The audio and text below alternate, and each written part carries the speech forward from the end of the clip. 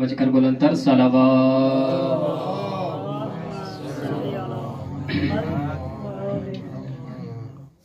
اعوذ باللہ من الشیطان الرجیم.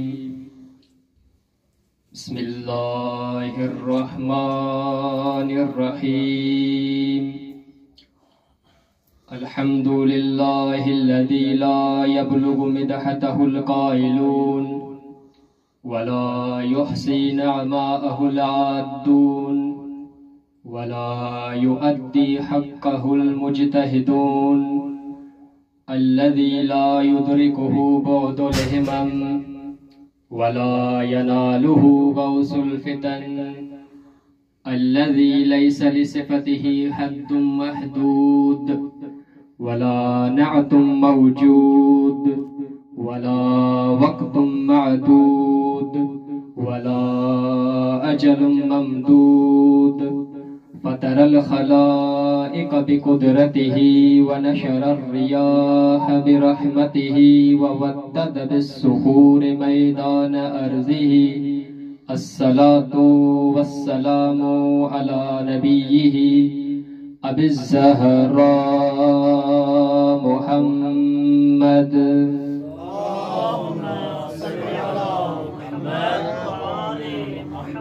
ثم الصلاة والسلام على آل بيته وبالخصوص على داعي الله ورباني آياته وباب الله وتيان دينه وخليفة الله وناصر حقه حجة الله ودليل إرادته بقية الله في أرضه قائم آل محمد.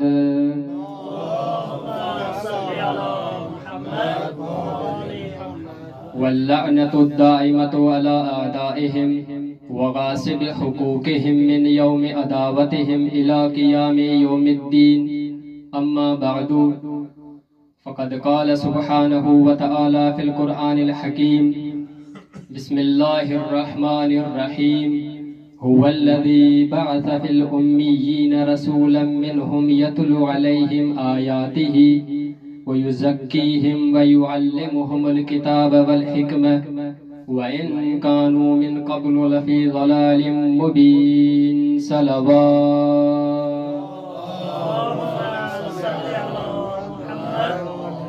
خدا نے متعال کی بارگاہ میں دعا گو ہے کہ خدایا ہمارے والدین، ہمارے اساتذہ، ہمارے مرحومین، ہم سب کے گناہ کبیرہ و صغیرہ معاف فرما. ہمارے مرحومین کی مغفرت و بخشش فرما. جو بھی معاونین مرکز علوی ہیں خدایا ان کی توفیقات خیر میں اضافہ فرما. ہمارے آخری حجت خدا کا جلد از جلد ظہور فرما اور ہم کو ان کے اعوان و انصار میں شمار فرما. دعاؤں کی قبولیت کے واسطے بلندتر صلوات. عزیزان محترم، آپ کے سامنے سورہ جمعہ کی دوسری آیت کی تلاوت کی ہے کہ جس میں خداوند متعال فرما رہے ہیں کہ هو الذی بعث فی الامیین رسولا منہم. خدا وہ ہے کہ جس نے مکے والوں میں ایک رسول کو بھیجا ہے جو انہی میں سے تھا. اچھا، رسول اللہ کا کام کیا تھا؟ فرمایا کہ یزکیہم یعنی یطہرہم من خبائث العقائد. ایک تو رسول اللہ کا کام یہ تھا کہ وہ ان کو پاک و پاکیزہ بناتے تھے. دوسرا وَيُعَلِّمُهُمُ الْكِتَابَ وَالْحِكْمَةَ، ان کو کتاب اور حکمت کی تعلیم دیتے تھے رسول اللہ. وَإِنْ كَانُوا مِنْ قَبْلُ لَفِي ضَلَالٍ مُبِينٍ، اگرچہ اس سے پہلے وہ کھلی ہوئی گمراہی میں تھے. پچھلے سال انہی ایام فاطمیہ میں آپ سے بی بی کے ایک لقب مبارکہ پر گفتگو ہوئی تھی. آج بھی چاہتا ہوں کہ بی بی کے القاب میں سے ایک لقب جو کہ زکیہ ہے اس پر آپ سے گفتگو کرنا چاہتا ہوں، اور اسی لقب کو مد نظر رکھتے ہوئے اس آیت کی تلاوت کی ہے اور ان میں سے بعض کلمات جو کہ یزکیہم ہے اس حوالے سے آپ سے گفتگو کرنا چاہتا ہوں. اگر کلمہ زکا اور یزکی کو دیکھا جائے تو قرآن کریم میں مختلف معانی میں اور مختلف مقامات پر استعمال ہوا ہے. تو کلمہ زکا اور یزکی مختلف معنی اور مختلف مکان، جیسا کہ اس سورہ جمعہ کی دوسری آیت میں کیا معنی کیا گیا؟ یزکیہم یعنی یطہرہم، ان کو پاک و پاکیزہ بناتے تھے۔ اور اسی طرح سورہ نور کی آیت نمبر 21 میں خداوند متعال نے فرمایا اعوذ باللہ من الشیطان الرجیم بسم اللہ الرحمن الرحیم ولولا فضل اللہ علیکم ورحمتہ ما زکا منکم من احد ابدا ولکن اللہ یزکی من یشاء واللہ سمیع علیم۔ اور اس سورہ کی آیت میں بھی، سورہ نور کی 21 آیت ہے، اس میں بھی زکا کی معنی یہی کی گئی، اگر خداوند متعال کا فضل و کرم اور اس کی اور ان کی رحمت تمہارے شامل حال نہ ہوتی تو تم میں کوئی بھی پاک باز نہیں بن سکتا، لیکن اللہ جسے چاہتا ہے پاک و پاکیزہ بناتا ہے۔ اور اسی طرح سورہ اعلیٰ کی آیت نمبر 14 میں یہی فرمایا گیا قد افلح من تزکا، یقیناً کامیاب ہے وہ کہ جو پاک اور پاکیزہ بنے۔ اور سورہ شمس کی آیت نمبر 9 میں بھی یہی فرمایا قد افلح من زکاہا وقد خاب من دساہا، کامیاب ہے وہ کہ جس نے اپنے نفس کو پاک اور پاکیزہ بنایا۔ اگرچہ تفاسیر میں یہ ملتا ہے کہ یہاں پر اس سورہ کی آیت میں، سورہ شمس کی 14 نمبر اور 9 اور 10 میں یہ ملتا ہے کہ یہاں پر نفس سے مراد کوئی عام نفس نہیں ہے، بلکہ وہ خاص نفس ہے کہ جو نفس رسول اللہ ہے۔ قد افلح من زکاہا یعنی زکا امیر المومنین ربہ، کامیاب ہے امیر المومنین کی ذات کے جس کو خداوند متعال نے پاک اور پاکیزہ بنایا ہے۔ صلوات پڑھے محمد والے محمد کے عظمت پر۔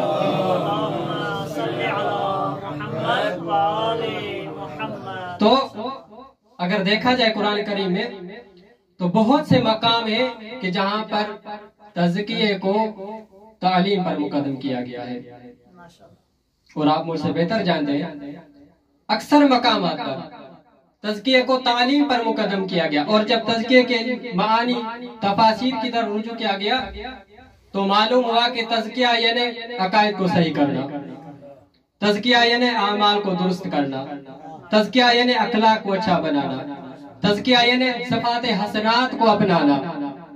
تو یعنی اہمیت کس کو ہوئی؟ تزکیے کو۔ یعنی اگر تزکیہ نہیں تو علم کسی فائدے کا نہیں ہوتا، یعنی اگر تزکیہ نہیں تو علم کسی فائدے کا نہیں، یعنی اگر اخلاق نہیں ہے تو علم فائدہ نہیں دے گا، عقائد درست نہیں ہے تو علم فائدہ نہیں دے گا، اعمال درست نہیں ہے تو علم فائدہ نہیں دے گا۔ یعنی تزکیے کے بغیر انسان مدینۃ العلم کے ممبر پر تو آ سکتا ہے لیکن عالم نہیں بن سکتا۔ تزکیہ کے بغیر باب العلم سے ممبر تو چھینا جا سکتا ہے لیکن موت اس کی جہالت والی موت ہی ہوگی۔ تزکیہ کے بغیر اگر تزکیہ نہیں تو چاہے رسول اللہ سے کتنی ہی رشتہ داریاں کیوں نہ جوڑ لے لیکن اہل بیت میں شمار نہیں ہوتا، اور اگر تزکیہ نفس ہے تو چاہے پھر کتنے ہی دور کا کیوں نہ ہو، فضہ اور سلمان کی طرح اہل بیت کے گھر کا ایک فرد بن جاتا ہے۔ تو یہ اہمیت تزکیہ کو ہے، تعلیم کو اتنی اہمیت نہیں دی گئی۔ اور رسول اللہ بھی اولاً زکی بن کر آئے تھے، بعد میں معلم بن کر آئے تھے، آتے ہی تعلیم دینا شروع نہیں کیا تھا بلکہ پہلے منوایا واقعی تزکیہ نفس بھی کوئی چیز ہے، پہلے اپنا اخلاق دکھایا، پھر کہا کہ یہ تعلیمات خداوند متعال اس پر تمہیں عمل کرنا ہوگا۔ تو ایک تزکیہ کی معنی کیا ہے؟ یعنی یطہرہم من خبائث العقائد یا اعمال، جو بھی آپ کہیں، یہ صفات حسنات۔ اور دوسری تزکیہ نفس کی معنی یعنی کلمہ زکیہ یا کلمہ زکا کی معنی تو انہی آیات کی تفاسیر میں دیکھا گیا۔ علامہ سید محمد حسین طباطبائی نے اپنی تفسیر میں لکھا کہ التزکیۃ یعنی هو الانماء نموا صالحا، یعنی بڑھنا، نہ فقط بڑھنا بلکہ خیر کی معنی میں بڑھنا، صالح ہو کر بڑھنا۔ یعنی اگر اسے آپ بے الفاظ دیگر خیر کثیر بھی کہہ سکتے ہیں یا مبارکہ بھی کہہ سکتے ہیں، تزکیہ یعنی مبارکہ بھی کہہ سکتے ہیں۔ جس طرح سیدنا نے اپنے خطبات میں فرمایا کہ الزکاۃ تزکیۃ للنفس ونماء فی الرزق، خداوند متعال نے زکات اس لیے واجب کی ہے تاکہ تم تزکیہ نفس کر سکو اور تمہارے رزق میں برکت آ سکے. تو اب اگر سیدہ کو زکیہ کہا گیا تو سیدہ پر بھی دونوں معنی کا اطلاق ہوتا ہے. اگرچہ طبیعت ساتھ نہیں دے رہی کچھ الفاظ بولنے میں، کافی دن سے طبیعت خراب ہے. صلوات پڑھے محمد والے محمد کی عظمت پر.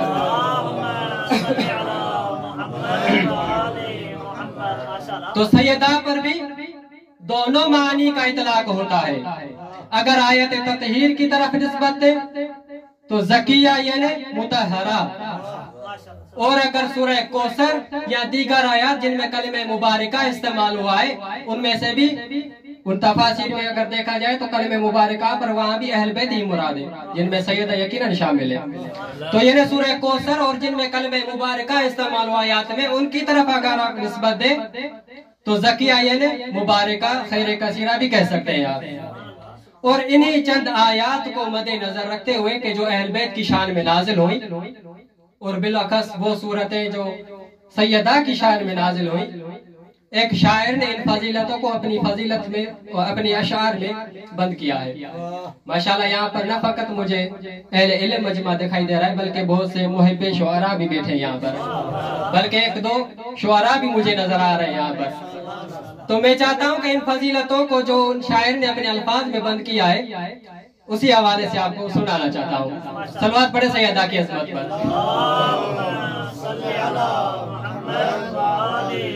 شاعر کہتے ہیں کہ فاقت مکانت مریم و خدیجہ نسبا و شأنا لا يحد وجاہا. حسب و نسب کے اعتبار سے دیکھیں، شان و شوکت کے اعتبار سے دیکھیں تو سیدہ اپنی اماں خدیجہ اور مریم سے بھی بڑھ کر ہے. مل عرش و مل کرسی لولا فاطم مل جنات و من نار ما مأواہا. اگر سیدہ نہ ہوتی تو یہ عرش اور کرسی اور جنت اور جہنم کا سلسلہ تک نہ ہوتا، چونکہ ان کی محبت کی بنا پر جنت اور ان سے دشمنی کی بنا پر دوزخ کو خلق کیا گیا ہے.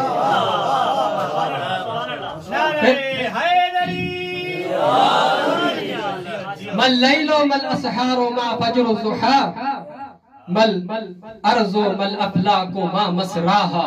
یہ دن اور رات کیا، یہ صبح اور سحر کیا، یہ عرش اور فرش کیا، ان کا سفر تک نہ ہوتا اگر سیدہ نہ ہوتی. پھر کہا کہ ما ذکر ما تسبیح ما اسرارہ ما صحف و ما الآیات ما معناہا. یہ ذکر اور فکر کیا، یہ تسبیح کیا، یہ صحف مطہرہ اور ان آیات کی معنی کیا، اگر سیدہ نہ ہوتی تو کچھ بھی نہ ہوتا. سل حل اتا و حل اتت فی غیرہا. ان الفاظ کو آپ کے علاوہ کون اچھی طرح سمجھ سکتا ہے؟ سل حل اتا و حل اتت فی غیرہا سل کل تعالو من تکونو نساہا. حلتا سے پوچھ کے کس کے شان میں نازل ہوئی ہے، کل تعالو سے پوچھ کے نساء سے مراد کیا ہے. سل آیت تطہیر ان مضمونہا لعل یروی ما رآہ کساہا.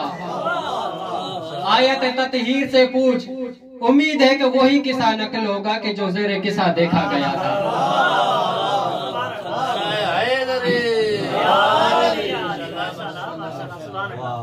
سل حل اتا و حل اتت فی غیرہا سل کل تعالو من تکونو نساہا سل آیت تطہیر ان مضمونہا لعل یروی ما رآہ کساہا. پھر کہا کہ یعنی اتنی فضیلتیں بیان کرنے کے بعد کہا کہ مد دینو مأثر رسالت دونہا محجوہا وصوموہا وصلاہا. یہ دین کیا، رسولوں کی رسالت کی بنیاد تک نہ ٹکتی اگر سیدہ کی معرفت نہ ہوتی، ان کا حج صوم و صلاۃ تک نہ ہوتا اگر سیدہ نہ ہوتی. اتنی فضیلتیں بیان کرنے کے بعد نظام کائنات، رسولوں کی رسالت، اولیاءوں کی ولایت، آپ میری طرف توجہ رکھیں، یہ بغاتے جا کے رہیں گے. رسولوں کی رسالت، اولیاءوں کی ولایت، نظام کائنات، سیدہ معرفت سیدہ پر پرکھنے کے بعد کہا کہ ھذا قلیل عند بضعۃ احمدی انظر ما الذی اولاہا. یہ تو سیدہ کے آگے کچھ بھی نہیں ہے، تو ان سے بڑھ کر مجھے کوئی دکھا تو صحیح اس کائنات میں. بس یہ دو لائنیں ناگا، اس کے لیے آپ کو اتنی زحمتیں دے رہا ہوں. کہا کہ قد خاطب المختار احمد قائلا لولاک ما الافلاک ما دار رحاہا. قادر مطلق احمد مختار سے مخاطب ہو کر کہتے ہیں کہ محمد اگر آپ نہ ہوتے تو یہ نظام کائنات نہ ہوتا. یہ جو آخری لائن ہے اس پر توجہ کرنا. قد خاطب المختار احمد قائلا لولا کمل اخلاق ما دار رحاها لولا علی لم تکن لکنہ لولا علی لم تکن لکنہ ما انت تکن ولم یکن علی لولاها. یہ نظام کائنات نہ ہوتا اگر آپ محمد نہ ہوتے, اگر علی نہ ہوتا تو آپ محمد مصطفیٰ نہ ہوتے, لیکن اگر آپ دونوں نہ ہوتے, اگر سیدہ نہ ہوتی. صلوات پڑھے سیدہ کی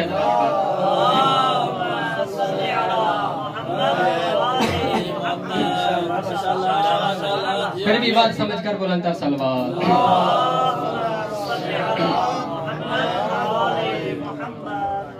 چونکہ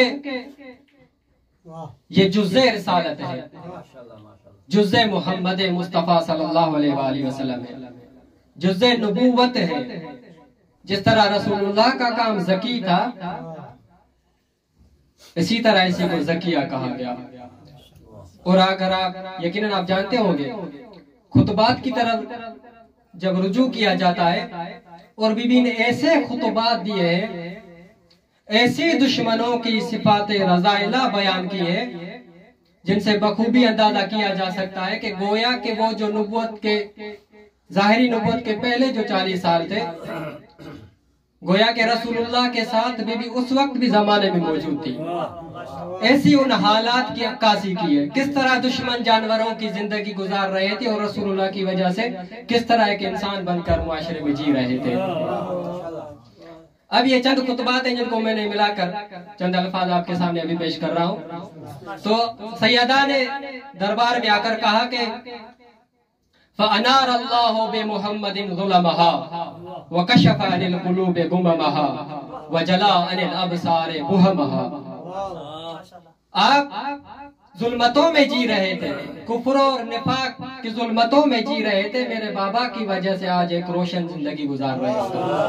تمہاری دلوں پر ہمیشہ خوف چھایا ہوا تھا, آج اگر مطمئن ہو تو میرے بابا محمد مصطفیٰ کی وجہ سے.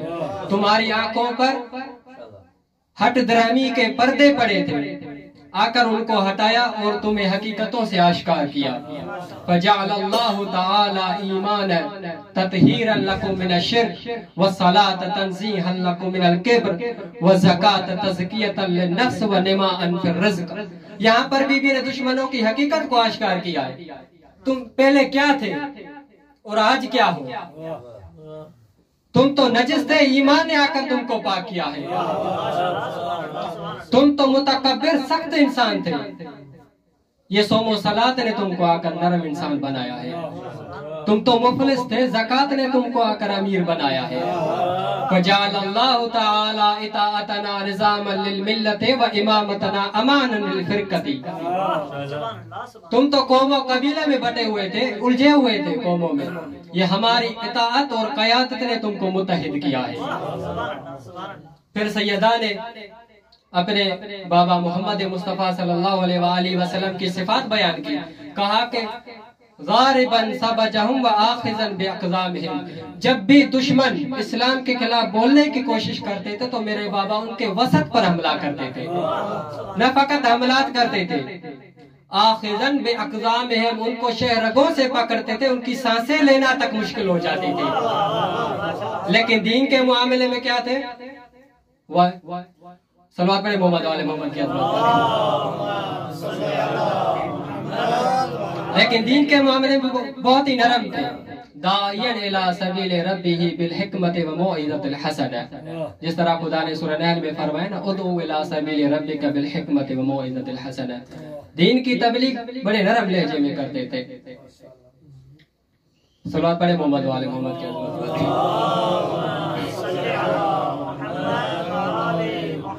تم کیا تھے؟ وَكُنْتُمْ عَلَى شَفَا حُفْرَةٍ مِّنَ النَّارِ, تم تو جہنم کے کنارے پر کھڑے تھے. فَأَنْقَذَكُمُ اللَّهُ بِمُحَمَّدٍ, رسول خدا کی وجہ سے تم کو ایک اچھی زندگی ملی ہے. مُسْكِتُ الشَّارِبْ وَنَهْزَةُ الطَّعْمِ, کیا تم نے کبھی صاف و شفاف پانی بھی پیا تھا؟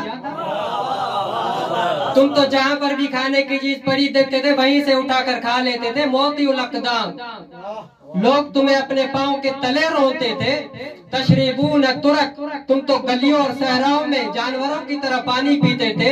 تفتاتون القد والورق, تمہاری خوراک کیا تھی, تمہاری قوت کیا تھی؟ کیا تم وہی سوکھی چمڑی نہیں کھاتے تھے جانوروں کی؟ کیا تم وہی نہیں کہ جو درختوں کے پتوں پر گزارا کر لیتے تھے؟ ذلتاً خاصین, لوگ حقارت کی وجہ سے تمہیں قریب تک نہیں آنے دیتے تھے. لیکن فَأَنْقَذَكُمُ اللَّهُ بِمُحَمَّدٍ, میرے بابا کی وجہ سے تم آج ایک روشن زندگی جی رہے ہو. لیکن ان مشکلات سے اگر تم کو میرے بابا نے نکالا ہے, تو جب میرے بابا پر مشکل وقت آتا تھا تو وہ کیا کرتے تھے؟ قَذَفَ أَخَاهُ فِي لَهْوَاتِهَا, اللہ اکبر, کہا کہ اپنے بھائی کو دشمنوں کے حلقوں میں پھینک دیتے تھے جہاں پر دشمن سانسیں لینا مشکل ہو جاتی تھی. اور میرے شوہر علی ابن ابی طالب فلا ينكفي حتى يتسمعها باخمسه, اور میرے شوہر تب تک دشمنوں کے حلقوں میں نہ لوٹ دے جب تک کہ دشمنوں کو اپنے پاؤں کے تلے رود نہ لیتے تھے. صلوات پڑھے سیدہ کی عظمت.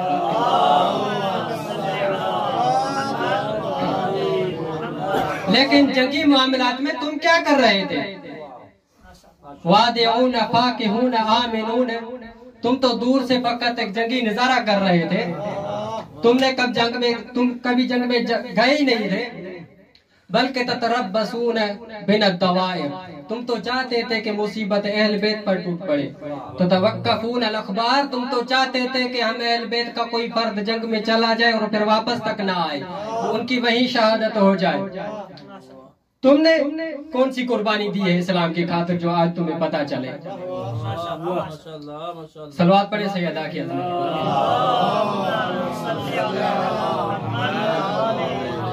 تنکسون عند النزال تفرون من القتال, جنگی معاملات میں پیچھے ہٹنے والے, نہ فقط پیچھے ہٹنے والے, جنگی معاملات سے بھاگنے والے. تمہاری آج اوقات کیا ہے جو آج ہمارے سامنے تم کھڑے ہو؟ پھر کہا کہ فَلَمَّا اِخْتَارَ اللَّهُ لِنَبِيِّهِ دَارَ أَنْبِيَائِهِ, خدا کی قسم کیا ہی تعبیر پیش کی ہے سیدہ نے. حالانکہ سیدہ کہہ سکتی تھی فَلَمَّا مَاتَ النَّبِي, یا فَلَمَّا فَاتَ النَّبِي, یا فَلَمَّا انتقل النَّبِي. حالانکہ قصد وہی ہے لیکن الفاظ بہت خوبصورت انداز میں بیان کیا. فَلَمَّا اِخْتَارَ اللَّهُ لِنَبِيِّهِ دَارَ أَنْبِيَائِهِ, جب خداوند متعال نے اپنے نبی کے لیے وہ گھر چن لیا کہ جو انبیاء کا مقام تھا, یعنی جب اس دنیا سے جا چکے تو کیا ہوا؟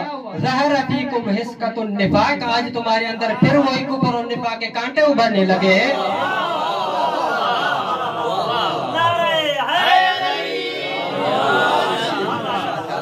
یعنی آپ اندازہ لگائیں کہ جب کسی درخت کو جڑ سے اکھاڑ کر پھینک دیا جائے تو وہ پھر کبھی نہیں ہوتا, لیکن اگر اس کی شاخیں ٹہنیاں فریں کاٹ دی جائے تو پھر وہ اگنے لگتا ہے.